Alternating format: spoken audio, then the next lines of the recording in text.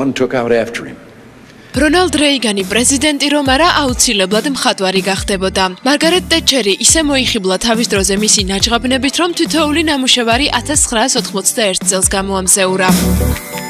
დუდლართი იგივე ჯღაბნის ხელოვნება. ამისათვის არც მხატვრის დიპლომი გჭირდებათ, არც ზეციური ნიჭი. უფრო მეტიც ამას თითოეული ჩვენგანი გაცნობიერებულად თუ გაუცნობიერებლად აკეთებს. თუნდაც მაშინ, როდესაც გაკვეთილზე მასწავლებლის გაუჩერებელი საუბარი დიდად გულზე არ გვეხატება. ან და მაშინ, როდესაც მუზები გვიტევენ და ფურცლის მონაგლეჯზე რაიმე ჩანახატის კეთებას ვიწყებთ.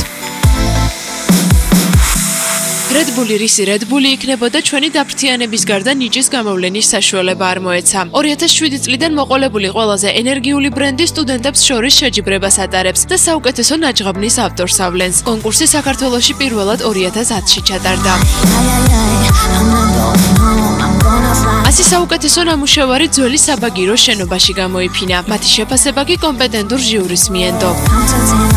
მე შემოქმედი ადამიანი ვარ და დიზაინერი, მაგრამ ვერ წარმოვიდგენდი თუ ეს ჯღაბნის ხელოვნება ოდესმე რამე ჩამოყალიბდებოდა. ფერდინანდ პორში კაფეში იჯდა მეგობართან ერთად და Volkswagen Beetles მოდელი მოვიდა თავში და ეს ხელსაყრელზე დახატა ჯღაბნის ხელოვნების და გადასცა მეგობარს და შეიქმნა ლეგენდალური მანქანა, ხო ხვდებით? ძალიან ისეთი სფერო არის, რა მგონია რომ ექნება განვითარება. ძალიან რთულია და ჩვენ ძალიან გაგვიჭირდა არჩევა. 100 გადაიჭა და 100-დან ჩვენ 3 ავირჩიეთ. ხატრულათაც, კრეატიულათაც და რა ბევრი კრიტერიუმი ერთად აირჩა.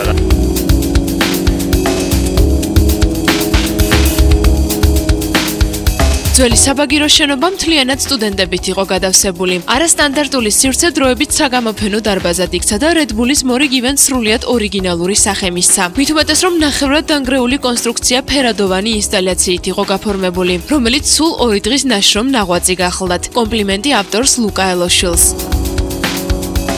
ავტორი მე გახმავართ, ეს გავაკეთეთ დაახლოებით 2 დღეში.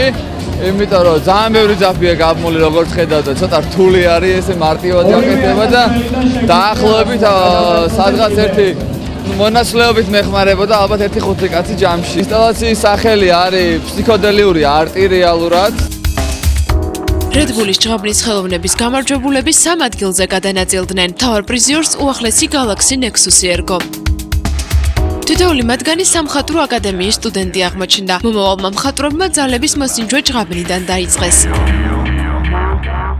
სულ ხატავდით 15 წუთის განმავლობაში და 15 წუთს კი სამხატვრო აკადემიაში სწავლობდა არქიტექტურის ფაკულტეტს. არანაირი არაფერში არ გამიმარჯვია არასდროს.